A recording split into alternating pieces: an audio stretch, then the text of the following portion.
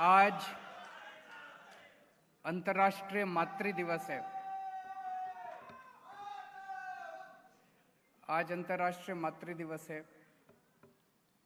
एक माँ जन्म देने वाली माँ है, जिसने हमें पाल पोस के बड़ा किया, और एक माँ उससे भी बड़ी माँ है, हम सबकी माँ, हमारी भारत माँ। तो सबसे पहले उस भारत माँ के सम्मान में सब लोग पूरे दिल से मुट्ठी बंद करके हाथ ऊपर करके नारा लगाएंगे, भारत माता की, भारत माता की, इनकलाब, इनकलाब, वंदे वंदे।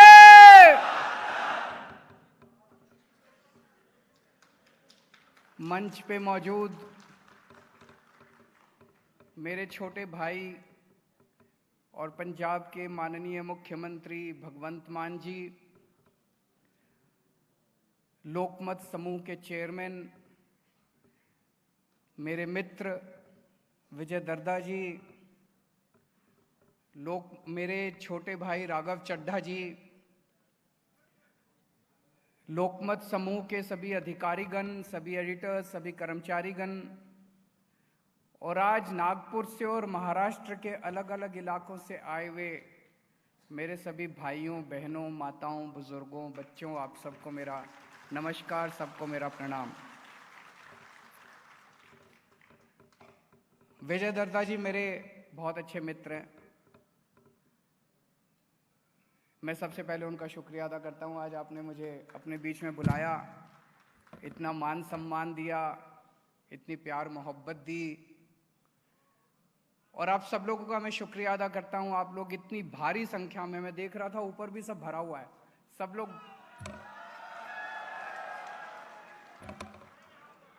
कैसे हैं सब लोग?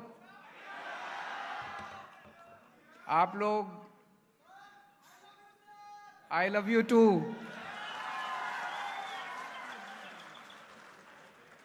आप सब लोग इतनी भारी संख्या में आए, इसके लिए बहुत बहुत शुक्रिया।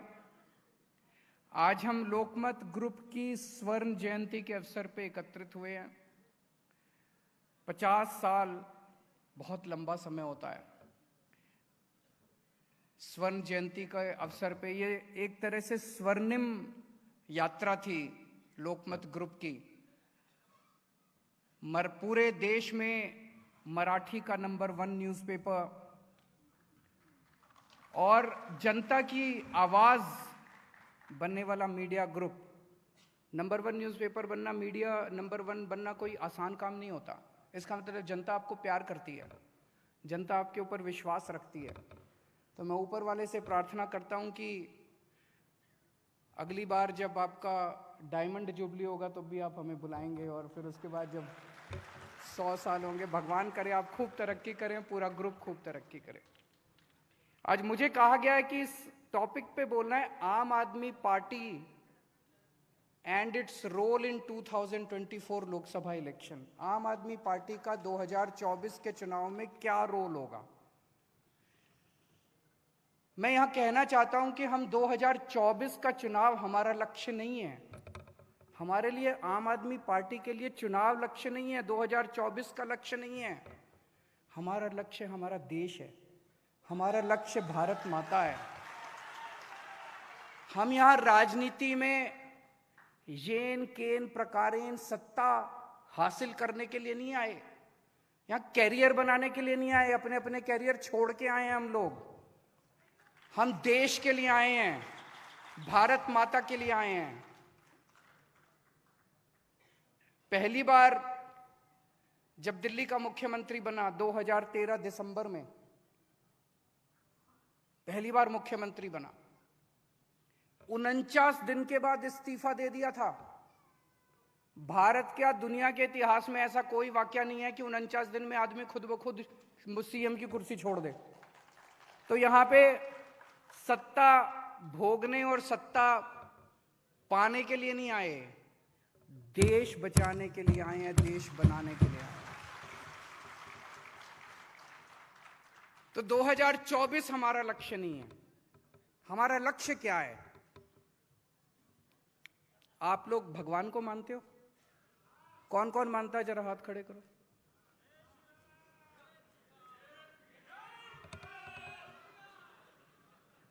मैं भी मंदिर जाता हूं, भगवान को मानता हूं, खूब मानता हूं।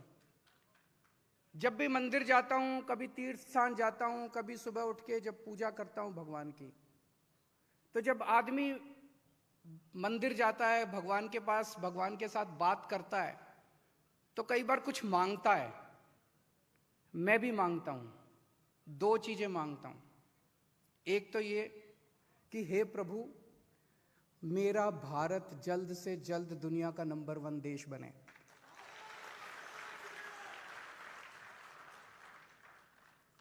और उसे नंबर 1 देश बनाने में जो भी मैं रोल अदा कर सकूं, मैं वो रोल अदा करूं। तो 2024 में आम आदमी पार्टी का क्या रोल होगा वो इंपॉर्टेंट नहीं है।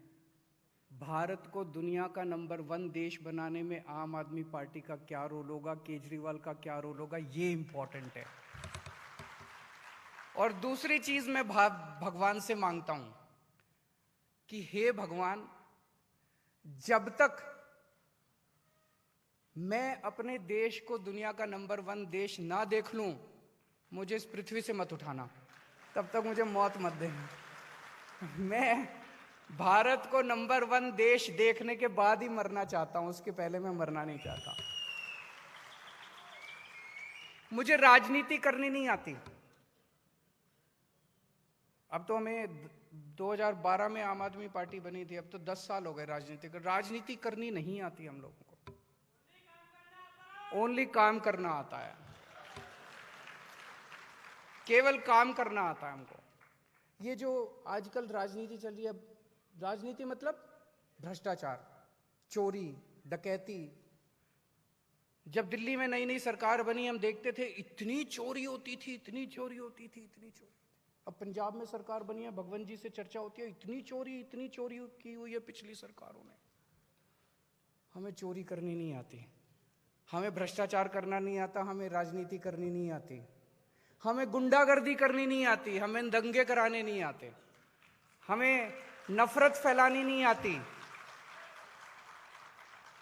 हमें राजनीति करनी नहीं आती, हमें काम करना आता है। हमें स्कूल अस्पताल बनाने आते हैं। मैं आज इस मंच के जरिए आप सबको आमंत्रित करता हूं। दरदा साहब, आप भी दिल्ली आते हैं, एक बार इस बार चलिएगा, मैं दिखा के लाऊंगा आपको। स्कूल अस्पताल दिल्ली के हमने बनाए हैं, इतने शानदार। पहले दिल्ली में मुझे पता चला महाराष्ट्र में सरकारी स्कूलों का बुरा हाल है कि नहीं है? बहुत बुरा हाल है। पहले दिल्ली में भी बहुत बुरा हाल था। दिल्ली में भी सरकारी स्कूलों का इतना बुरा हाल था, दीवारें टूटी पड़ी थी, छत टूटी पड़ी थी, बच्चे आते नहीं थे, आते थे तो 15-20 मिनट 1 घंटा करके घर चले जाते थे, टीचर पढ़ाते नहीं थे, इतना बुरा हाल था और रिजल्ट इतना खराब आता था। आज दिल्ली के सरकारी स्कूल इतने शानदार हो गए हैं, इतने शानदार हो गए हैं। मैं आपको 2 ही बातें बताऊंगा। मैं अपने मुंह से अपनी तारीफ करूं तो अच्छा नहीं लगता, लेकिन 2 बातें सुन ली। इस बार दिल्ली के सरकारी स्कूलों के 12वीं क्लास के नतीजे 99.7% आए हैं। 99.7% नतीजे। प्राइवेट के भी नहीं आए इतने नतीजे। प्राइवेट को बहुत पीछे छोड़ दिया अब सरकारी स्कूलों ने। नंबर 1। दूसरी बात, इस साल दिल्ली में 4 लाख बच्चों ने अपने प्राइवेट स्कूलों से नाम कटा के सरकारी स्कूल में भर्ती कराया। अमीरों के बच्चों ने, पहले गरीब आदमी भी अपने बच्चे को सरकारी स्कूल नहीं भेजना चाहता था। पहले गरीब, इस बार अब अमीर लोग भी अपने बच्चों के नाम कटा के सरकारी स्कूलों में भेज रहे हैं, क्योंकि सरकारी स्कूलों में इतनी सुविधाएं हो गई जो प्राइवेट में भी नहीं मिल रही हैं। मैं आपको कुछ उदाहरण देता हूं।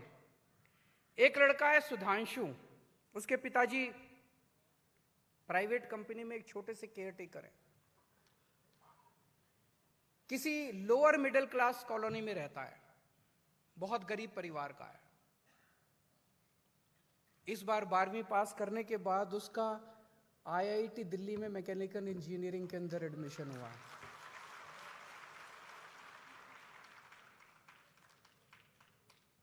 एक और बच्चा है फैजू, उसके पिताजी मजदूर हैं, झुग्गियों में रहता है। उसका इस बार एनएसयूटी में मैकेनिकल इंजीनियरिंग में एडमिशन हुआ है। आप सोच के देखिए, अगर पहले वाले सरकारी स्कूल होते और उनमें ये बच्चे पढ़ रहे होते तो गरीब का बच्चा गरीब ही बनता, मजदूर का बच्चा मजदूर ही बनता, केयरटेकर का बच्चा गरीब ही बनता। इन बच्चों का कोई भविष्य नहीं था। 16 लाख बच्चे हमारे सरकारी स्कूलों में पढ़ते हैं। इन 16 लाख बच्चों का भविष्य अंधकार में था। इन 16 लाख बच्चों का भविष्य उज्जवल हुआ है। एक बच्चा है गगन, उसके पिताजी कार्डबोर्ड का काम करते थे, कोरोना के टाइम में 2 साल पहले मौत हो गई। उसका एडमिशन आईआईटी बीएचयू में इलेक्ट्रॉनिक्स इंजीनियरिंग के अंदर हुआ है। आप लोग सोच रहे होंगे कि केजरीवाल जो है ना, ये 5-7 एग्जाम्पल उठा के ले आया। पिछले 3 साल से हर साल 450 बच्चों का हर साल दिल्ली के सरकारी स्कूलों से आईआईटी के अंदर एडमिशन हो रहा है। 450 बच्चों का एवरी ईयर। पिछले 3 साल से विजय जी, पिछले 3 साल से 450 बच्चों का हमारे सरकारी स्कूलों के आईआईटी के अंदर एडमिशन हुआ।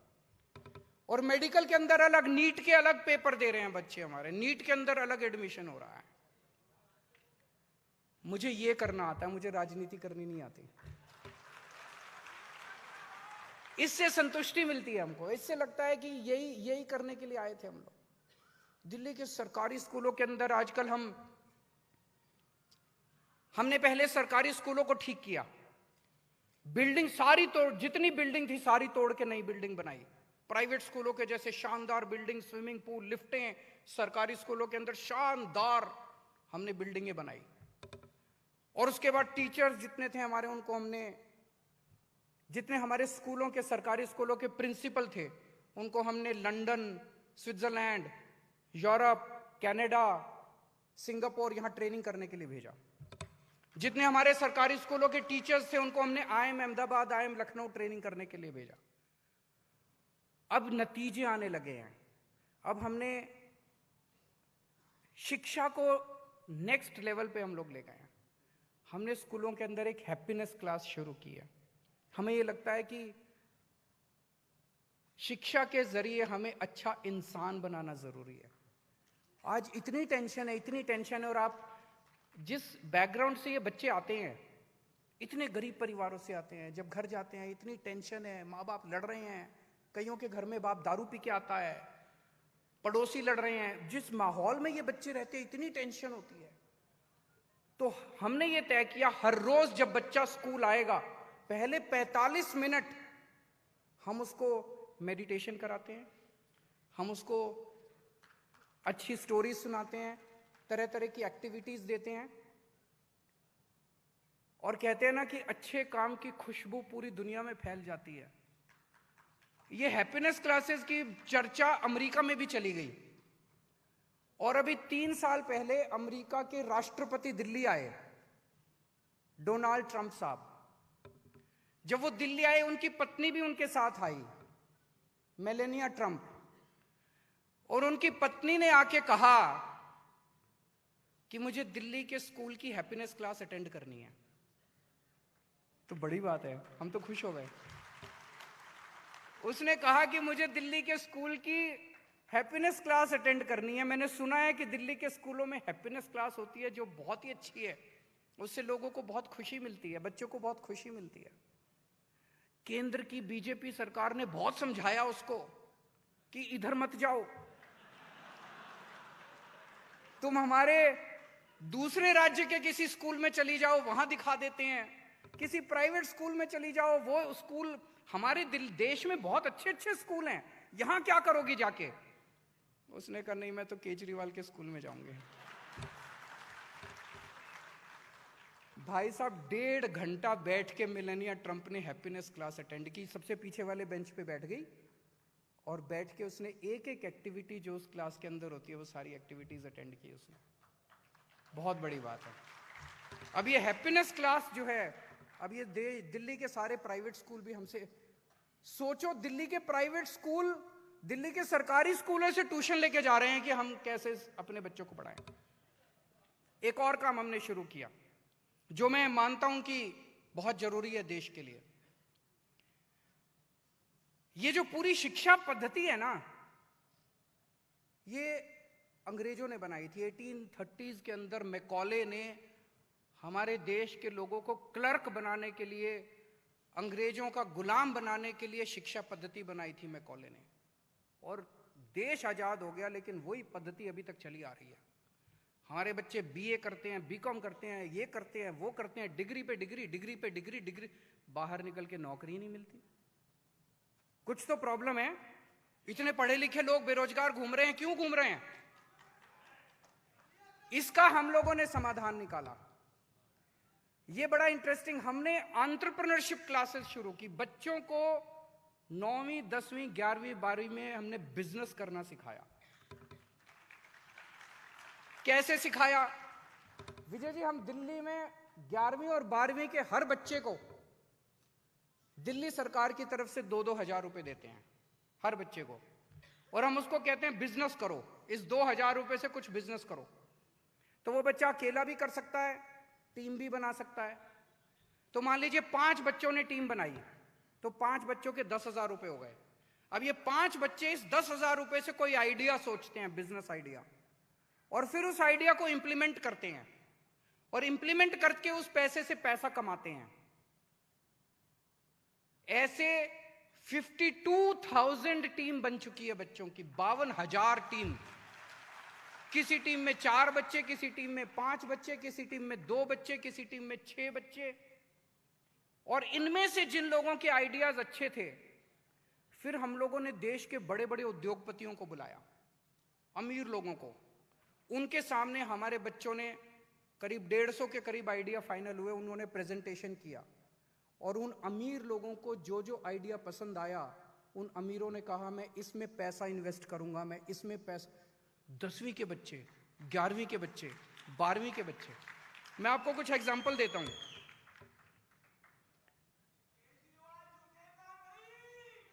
नहीं, बिल्कुल नहीं झुकेगा। एक 5 बच्चों की टीम ने एक ड्रिंक बनाई, उसका नाम रखा मिस्टिक डेट्स। वो कॉफी की तरह है, लेकिन उसमें कैफीन नहीं है, न्यूट्रिशियस ड्रिंक है, आयरन है उसमें, काफी कैल्शियम है उसमें। मिस्टिक डेट्स करके एक ड्रिंक बनाई। तो 5 बच्चे एक साथ आए, 5 बच्चों ने मिलके 10,000 रुपए इकट्ठे हुए। 6 महीने के अंदर इन बच्चों ने 2.5 लाख रुपए कमा लिए। 10,000 रुपए का 2.5 लाख रुपए बच्चों ने कमा लिए। इन बच्चों ने 6 महीने में 2.5 लाख। फिर जब इन्होंने बड़े बड़े उद्योगपतियों से अपनी बात रखी, तो 17,35,000 रुपए का इन्वेस्टमेंट इनको मिल गया, इन बड़े बड़े उद्योगपतियों से। कुछ बच्चे, 8 बच्चे इकट्ठे हुए, 16,000 रुपए इनके थे। इन्होंने कंपोस्ट बनाया, नई किस्म का कंपोस्ट, खाद, और 10 महीने के अंदर इन्होंने 65,000 रुपए कमा लिए बेच के। ये बच्चे बेचते हैं माल, इंटरनेट पे जाते हैं, अपनी वेबसाइट वगैरह बना लेते हैं, माल बेचते हैं, व्हाट्सएप ग्रुप में डालते हैं, खुद ही करते रहते हैं। और इस उद्योगपतियों 16 लाख रुपए इन लोगों को उद्योगपतियों से इन्वेस्टमेंट मिला है। कुछ बच्चे थे, 6 बच्चे, उन्होंने गेमिंग प्लेटफॉर्म बनाया। 6 बच्चे मतलब 12,000 रुपए। इस 12,000 रुपए से ये 6 महीने में 1.5 लाख रुपए का माल बेच चुके हैं अपना, और इनको 18 लाख रुपए का इन्वेस्टमेंट मिला है। अब आप थोड़ा सा सोच के देखिए, ये बच्चे जब कल डिग्री करके निकलेंगे तो ये नौकरी नहीं ढूंढ रहे होंगे, इनके पास ऑलरेडी बिजनेस आइडिया है, बिजनेस करना शुरू कर दिया इन लोगों ने। बहुत बड़ी बात है, बदलाव जरूरी है। हम पकौड़े बनाने नहीं,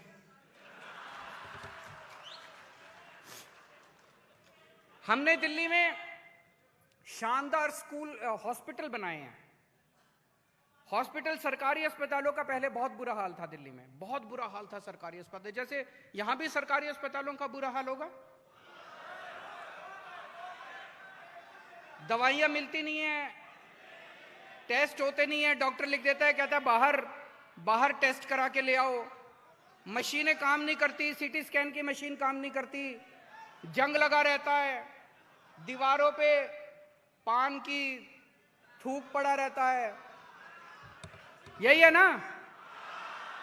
पहले दिल्ली में भी ऐसा था, पहले दिल्ली में भी ऐसा था। हमने दिल्ली के सरकारी अस्पतालों को अब इतना शानदार बना दिया। दिल्ली में हमने 3 लेवल की सिस्टम बनाया। प्राइमरी लेवल मोहल्ला क्लिनिक, हमने हर मोहल्ले में एक एक क्लिनिक खोल दिया, छोटा सा क्लिनिक, उसमें एक डॉक्टर बैठता है। आपको जुखाम, बुखार, खांसी, ये सब छोटी छोटी बीमारियां, आप मोहल्ला क्लिनिक में जाइए, आपके सारे टेस्ट फ्री, सारी दवाइयां फ्री, डॉक्टर फ्री, आप वहां पे दिखा के ले आइए। नेक्स्ट लेवल है पॉलीक्लिनिक। पॉलीक्लिनिक में 8 किस्म के स्पेशलिस्ट बैठते हैं, गायनी का डॉक्टर, बच्चों का पीडियाट्रिक्स, मेडिकल का डॉक्टर, ऑर्थो का डॉक्टर, इस तरह के 8 किस्म के डॉक्टर। वहां पे सुबह से शाम तक का, अगर किसी को एडमिट करके अगर करना है तो 1 दिन का वहां पे एडमिशन हो सकता है। और वहां भी उससे भी सीरियस बीमारी है तो सुपर स्पेशलिटी और मल्टी स्पेशलिटी हॉस्पिटल। हमने जो दिल्ली सरकार के जितने मल्टी स्पेशलिटी बड़े बड़े हॉस्पिटल थे, सबका बेड़ा गर्क था, मशीनें काम नहीं कर रही थी। मैंने आने के बाद तुरंत एक काम तो शुरू किया, मैंने कहा हर मेडिकल सुपरिंटेंडेंट हर सोमवार को मेरे को ये लिख के भेजेगा, सीटी स्कैन मशीन काम कर रही है कि नहीं कर रही, एक्सरे मशीन काम कर रही है कि नहीं कर रही, कौन कौन सी दवाइयां अस्पताल में हैं, कौन कौन सी अस्पताल में नहीं है। रोज सवेरे 11 बजे सोमवार को, हर सोमवार को 11 बजे जब मेरे पास रिपोर्ट आने लगी, अपने आप सबने काम करना चालू कर दिया। मशीनें भी ठीक हो गई, दवाइयां भी काम करने लगी, खिड़की भी खुलने लगी दवाइयों की, टेस्ट भी होने लगे, सारा काम। आज दिल्ली के अंदर लोग अपोलो और मैक्स में नहीं जाते, दिल्ली के सरकारी अस्पतालों में आते हैं। और एक और बहुत बड़ा काम किया कि दिल्ली में 2 करोड़ लोग रहते हैं। हमने ऐलान किया कि दिल्ली के हर आदमी का, हर औरत का, हर बच्चे का सारा इलाज दिल्ली सरकार की तरफ से मुफ्त किया जाएगा। अगर आप सरकारी अस्पताल में इलाज कराएंगे, आपका सारा इलाज मुफ्त है। आपको चाहे कितनी बड़ी बीमारी हो, कितनी छोटी बीमारी हो, सारा इलाज आपका मुफ्त है। जैसे मैं आपको कुछ उदाहरण देता हूं। मिथिलेश पांडे जी हैं, ये झुग्गियों में रहते हैं, इनको पेनक्रियास की कैंसर हो गया, सर्जरी हुई, मार्केट में कराते तो 6 लाख रुपए लगते, इनका सारा खर्चा फ्री था। जीबी पंत हॉस्पिटल में इनका सारा इलाज हुआ। मुन्नी देवी है, गॉल ब्लैडर का कैंसर था, दक्षिणपुरी की झुग्गियों में रहती है, इनको स्टंट डला, 4 लाख रुपए का खर्चा था, सारा फ्री। हर आदमी का, हर औरत का जो कराना चाहे, जो प्राइवेट में जाना चाहे उनका स्वागत है, प्राइवेट में जाए, लेकिन जो सरकारी अस्पताल में कराना चाहे उनका सारा इलाज मुफ्त है। ये लोग मेरे को खूब गालियां देते हैं, दूसरी पार्टी वाले खूब केजरीवाल फ्री फ्री फ्री कहते हैं ना, फ्री भी फ्री भी फ्री भी। मैं आपसे पूछना चाहता हूं कि क्या देश के बच्चों को अच्छी शिक्षा मिलनी चाहिए कि नहीं मिलनी चाहिए? अगर इस देश के अंदर कोई बच्चा पैदा हुआ और वो गरीब है तो उसका क्या कसूर है? क्या भारत माता, भारत के अंदर अगर कोई भी बच्चा पैदा होगा, क्या भारत सरकार का, राज्य सरकार का फर्ज नहीं है कि उस बच्चे को अच्छी शिक्षा मिलनी चाहिए?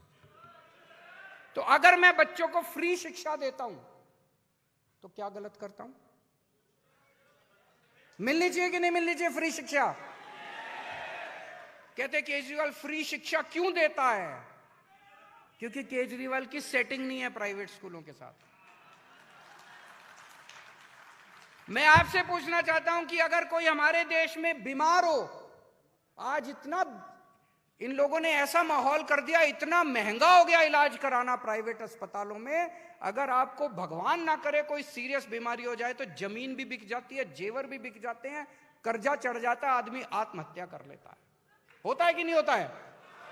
कितनी आत्महत्या इस वजह से होती है कि पैसा नहीं था, इलाज कराने के लिए पैसा नहीं था। तो अगर मैं लोगों का इलाज मुफ्त में कर रहा हूं तो बताइए क्या गलत कर रहा हूं? ये कहते हैं केजरीवाल मुफ्त में इलाज क्यों कर रहा है? क्योंकि मेरी सेटिंग नहीं है इन बड़े बड़े अस्पतालों के साथ, इन प्राइवेट अस्पतालों के। मैं सेटिंग नहीं करता इन प्राइवेट अस्पतालों के साथ।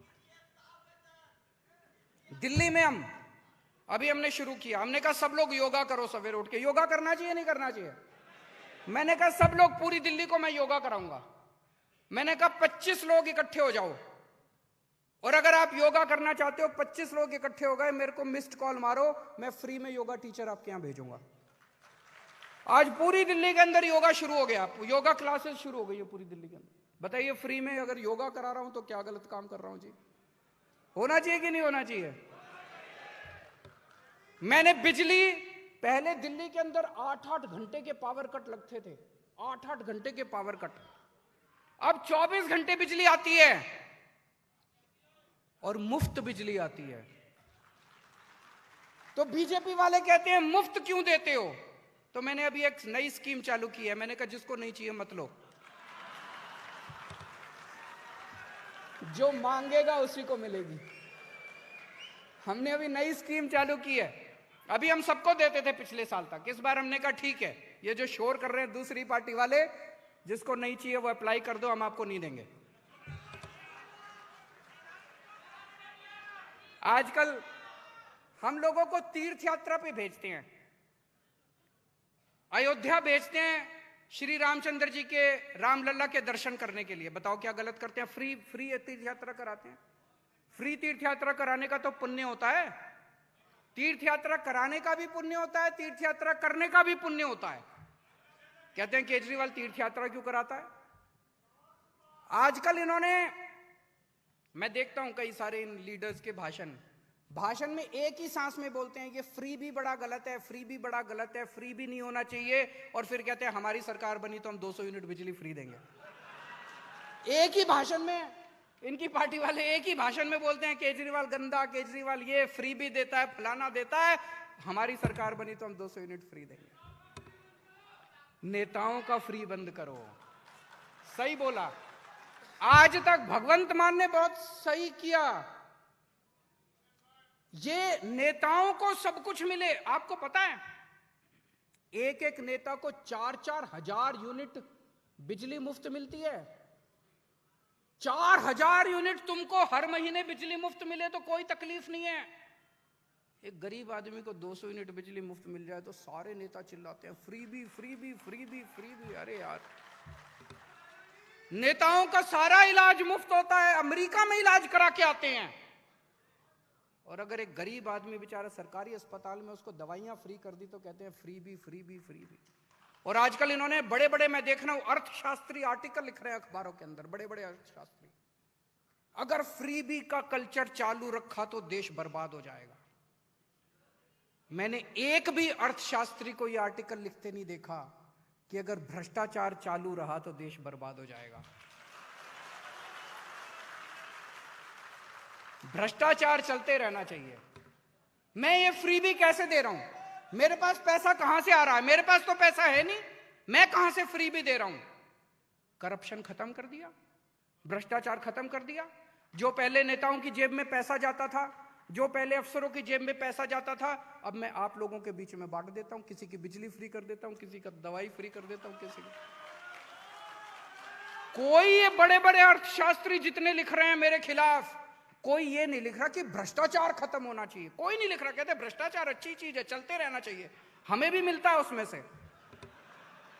फ्री भी बंद होनी चाहिए। किसी ने यह भी नहीं लिखा कि नेताओं की फ्री भी बंद होनी चाहिए, जनता की फ्री भी बंद होनी चाहिए। ये नहीं चलेगा, ये नेताओं ने लिखा है। मेरे से कई लोग पूछते हैं केजरीवाल जी किसके साथ अलायंस करोगे? नेशनल अलायंस किसके साथ करोगे? मेरे को ये राजनीति करनी नहीं आती।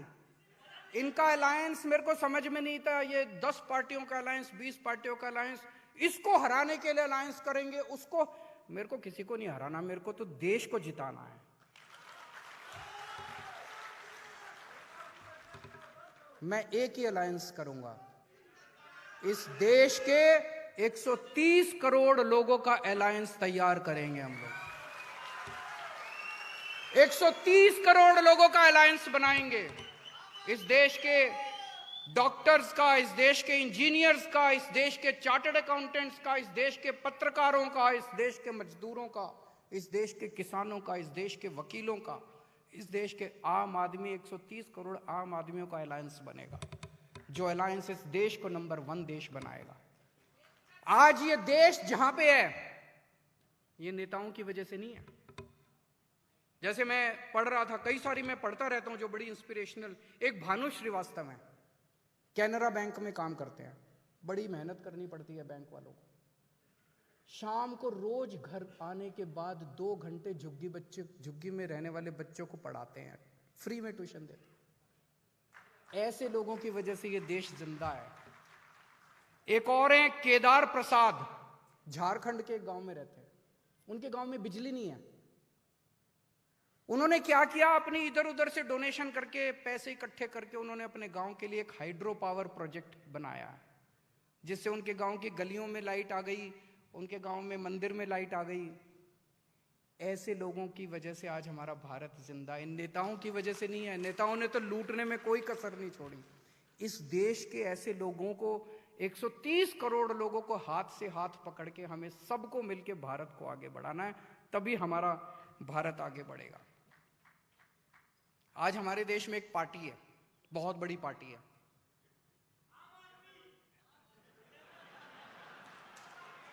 उस पार्टी में पूरे देश में कहीं कोई गुंडागर्दी हो जाए, कहीं कोई दंगे हो जाए, इसके लोग पहुंच जाते हैं उनको मेंबर बनाने के लिए। अपने लोग गुंडों को, लफंगों को, दंगों को पूरे देश में दंगे कराते हैं, पूरे देश में गुंडाई कराते हैं, पूरे देश में लफंगाई कराते हैं। मैं तो दंग रह गया इतने। कहीं बलात्कार हो जाए, बलात्कारियों के लिए शोभा यात्रा निकालते हैं, बलात्कारियों को माला पहना के आते हैं। ऐसे देश आगे बढ़ेगा? ऐसे तो देश आगे नहीं बढ़ सकता। इस तरह की गुंडागर्दी, लफंगाई से तो देश आगे नहीं बढ़ सकता। तो अगर आप लोगों को दंगे चाहिए, उनके साथ चले जाना। अगर आप लोगों को गुंडागर्दी चाहिए, उनके साथ चले जाना। अगर आप लोगों को तरक्की चाहिए, स्कूल चाहिए, अस्पताल चाहिए, तो मेरे साथ आ जाओ सब लोग।